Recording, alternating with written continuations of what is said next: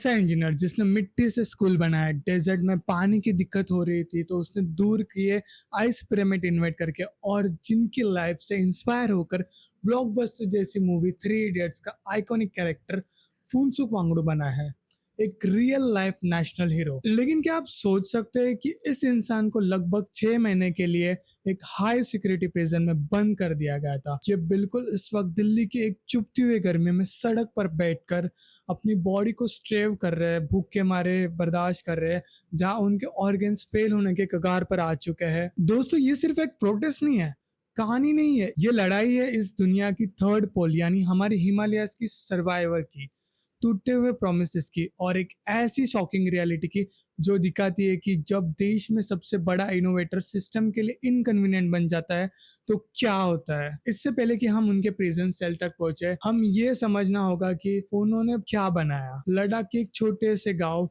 उमला में पैदा हुए सोनम वांगचुक को कोई ट्रेडिशनल बुकिश स्कॉलर नहीं थे। उन्होंने देखा कि मॉडर्न एजुकेशन सिस्टम लद्दाखी बच्चों को ऐसी चीजें सिखा रहे हैं जो माउंटेन लाइफ में बिल्कुल काम की चीज नहीं है। इसीलिए उन्होंने शुरुआत की सेक्टमॉल, एक ऐसा स्कूल जो पूरी तरह सोलर एनर्जी पर चलता है, जिसे स्टूडेंट ने खुद अपने हाथों से बनाया है। और जब क्लाइमेट चेंज की वजह से हिमालयन ग्लेशियर पिघलने लगी और फार्मर के पास स्प्रिंग में पानी नहीं बचा, तो वांगचुक ने सिर्फ कंप्लेंट नहीं की, उन्होंने आइस तूफा इंजीनियरिंग किया, आर्टिफिशियल कोन शेप ग्लेशियर को जो सर्दियों में पानी स्टोर करते हैं और गर्मियों में धीरे धीरे मेल्ट होकर खेती के काम में आते हैं।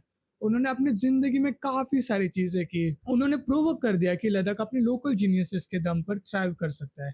बट अगस्त 2019 में सब कुछ बदल गया। इंडियन गवर्नमेंट ने आर्टिकल 370 को रिवोक किया और लद्दाख को एक ऐसा अलग यूनियन टेरिटरी बना दिया। शुरुआत में लद्दाख के लोगों ने बहुत सेलिब्रेट किया क्योंकि उन्हें लोकल गवर्नेंस से उम्मीद थी। पॉलिटिकल पार्टीज ने बड़े बड़े वादे लगाए कि लद्दाख को इंडिया का कॉन्स्टिट्यूशन के 6 शेड्यूल में शामिल किया जाएगा, जो वहाँ के इंडिजिनस ट्राइब लैंड को कॉर्पोरेट एक्सप्लोटेशन से लीगली प्रोटेक्ट करेगा। लेकिन जैसे जैसे साल बीतते गए वो सारे प्रोमिसेस गायब होते गए और तब इस इनोवेटर को अपनी लैब छोड़कर सड़क पर उतरना पड़ा। 2023 और 2000 की शुरुआत में वांगचुक ने अपनी रेसिस्टेंस का पहला बड़ा फेज शुरू कर दिया, एक हिस्टोरिकल 21 डेज क्लाइमेट फास्ट। सब जीरो टेम्परेचर में 11,500 फीट की ऊंचाई पर सिर्फ नमक और पानी पीकर उन्होंने पूरी दुनिया से उम्मीद लगाई। उन्होंने वार्न किया कि लद्दाख को मैसिव कॉर्पोरेट माइनिंग और हैवी इंडस्ट्रियलाइजेशन के लिए खोला गया तो यहाँ का फ्रेजाइल इकोसिस्टम परमानेंटली तबाह हो जाएगा। और यही वो इकोसिस्टम है जो पूरी नॉर्थ इंडिया की लाइफलाइन है। टेंशन तब सबसे ज्यादा बढ़ गई जब सितंबर 2025 में स्टेटहुड और कॉन्स्टिट्यूशनल सेफगार्ड की मांग को लेकर हजारों लोग लेह की सड़कों पर उतर गए।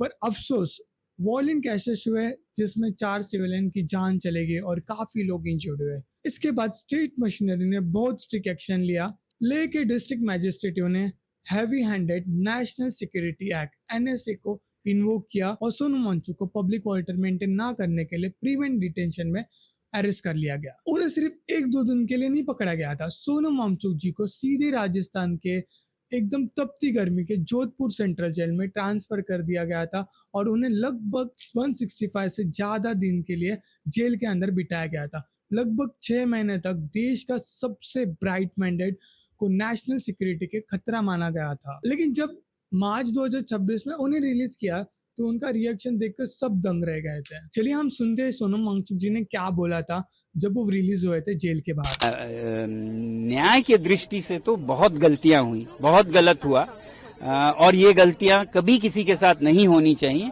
मगर जिस तरह से इन्हें वापस लिया गया, मैं उसे समझता हूं कि उन गलतियों का एहसास है और जहां एहसास है वहां मैं फिर उस इशू को दोबारा नहीं देखता हूं। कोई कटुता, कड़वाहट नहीं होनी चाहिए। अगर गवर्नमेंट को लगा कि जेल उन्हें शांत कर देगी तो बिल्कुल गलत है। ऑन जुलाई 2026 सोनम वांगचुक अब एक नए मोर्चे पर है। नीट पेपर लीक और एग्जामिनेशन इरेगुलेशन के खिलाफ चल रहे प्रोटेस्ट में वो cockroach Janata party which is CJP students organisation के साथ दिल्ली के जंतर मंतर पर खुद जुट चुके हैं। उन्होंने यहाँ पे लॉन्च किया है सबसे बड़ा मुश्किल स्टेप, जो कि है उनका हंगर स्ट्राइक। जब हमें वीडियो रिकॉर्ड कर रहे हैं, सोनम वांगचुक को इनडेफिनेट हंगर स्ट्राइक को लेकर आज 18 दिन हो चुके हैं। वो अपनी बॉडी का एब्सोल्यूट फिजिकल लिमिट के पार पुश कर रहे हैं। प्रोटेस्ट साइड से जो मेडिकल डेटा आ रहा है वो सच में खौफनाक है। उन्होंने लगभग 8.5 केजीस वेट लॉस किया है जब से वो प्रोटेस्ट पे बैठे, और ये बड़ा नंबर है। लास्ट 18 डेज में 8.5 केजीस उन्होंने लॉस कर दिया है। डॉक्टर के मुताबिक उनका बीपी भी काफी डेंजर ड्रॉप हो चुका है, 109 से लेके वो 70 पर आ पहुंचा है। ये काफी डेंजरस है। और उनका जो ब्लड शुगर और ग्लूकोज है वो भी 60 टू 67 के बीच में आ रहा है, जो उन्हें मेटाबॉलिकली शॉक के एक बड़े रिस्क में डाल रहा है।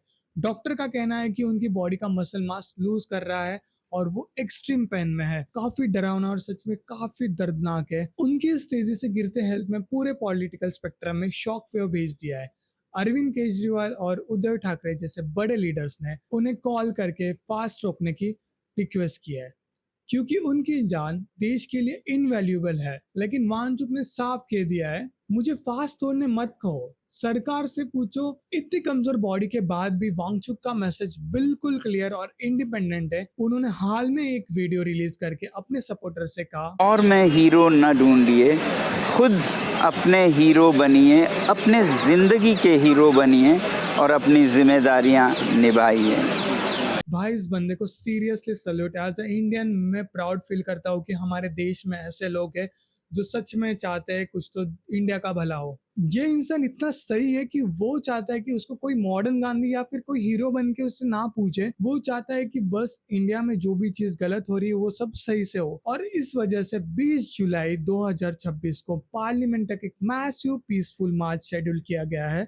अब इस फाइट का स्टेट सबसे ज्यादा हाई पर है। सोनम वांगचुक इस दिल्ली की चुभती हुई गर्मी में खुद को सेव कर रहे हैं ताकि लद्दाख के ग्लेशियर सेफ और देश का यंग स्टूडेंट का फ्यूचर सिक्योर हो। वो अपनी जान रिस्क पर डालकर हमें ये याद दिला रहे हैं, डेमोक्रेसी का मतलब 5 साल में एक बार वोट देना नहीं होता। इसका मतलब होता है कि पावर में बैठे लोगों की उनकी प्रॉमिसेस के हिसाब से अपना जिम्मेदारी निभाना। अगर ये पहाड़ खामोश हो गया तो देश की लाइफलाइन सूख जाएगी। सवाल ये नहीं है कि सरकार सोनम वांगचुक की बात सुनेगी या नहीं सुनेगी, सवाल ये है कि क्या हम उनकी बात सुन रहे हैं। आपको क्या लगता है, क्या लद्दाख को 6 शेड्यूल का प्रोटेक्शन मिलना चाहिए? और इसे करंट सिचुएशन पर आपका क्या थॉट्स है, मुझे नीचे कमेंट में जरूर बताइए। इस वीडियो को ज़्यादा से ज़्यादा शेयर करिए और अवेयरनेस बढ़ाइए, क्योंकि मैं सच में चाहता हूँ कि आप तक ये मैसेज पहुंचे। क्योंकि सोनम वांगचुक जी का काफ़ी सारे मीम्स बन रहे हैं इंस्टाग्राम पर, रेडिट पर या फिर काफ़ी सारे जगह पर। But as a youngster, as a young person, आपको भी पता है कि इंडिया में काफ़ी सारे चीज़ें चल रहे हैं जो बिल्कुल भी सही नहीं है। और ये बंदा पिछले 18 दिन से भूखा है, उसने उसका 8 किलो से ऊपर वेट लॉस किया है। वो खुद से जंग कर रहा है, खुद के बॉडी से जंग कर रहा है। आप तो घर के अंदर बैठ के, आप एसी के अंदर, आप फैन के नीचे, या फिर आपके पास अच्छी लाइफ है। But this person from last 55 years वो हर दिन स्ट्रगल कर रहा है और वो इंडिया को एक अच्छी जगह पे पहुंचाने के लिए ट्राई कर रहा है। अगर आपको ये वीडियो अच्छा लगा होगा तो प्लीज़ आप सब्सक्राइब करिए और ऐसे अच्छे अच्छे वीडियोस के लिए प्लीज़ लाइक करिए। थैंक यू सो मच और जय हिंद।